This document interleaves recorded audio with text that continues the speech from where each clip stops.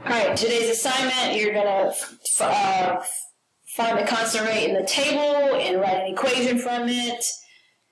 So I'm going to start off first. So 90 minus 0 is 90. Remember, you're going to subtract the y side first.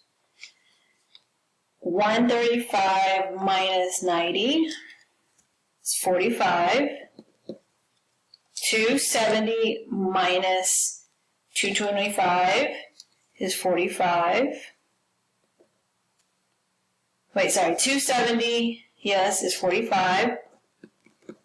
225 minus 135 is 90. 2 minus 0 is 2. 3 minus 2 is 1. 3 minus 2, 5 minus 3 is 2, and 6 minus 5 is 1, okay? Notice that there's some numbers that are different, but it's still creating a pattern, and that's okay. So we're going to make sure we put these in fractions. So I'm going to have delta y over delta x, 90 over 2, and 45 over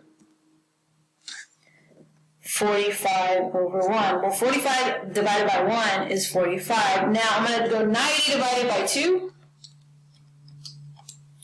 and get 45. So they end up being the same thing.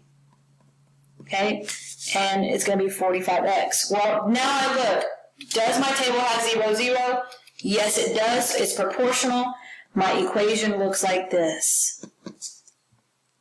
Okay? All right, now let's do this one. I'm going to subtract again. 6 minus 4 is 2. 8 minus 6, is 2. 8 minus 6 is 2. 12 minus 8 is 4. And 6 minus 12 is 4.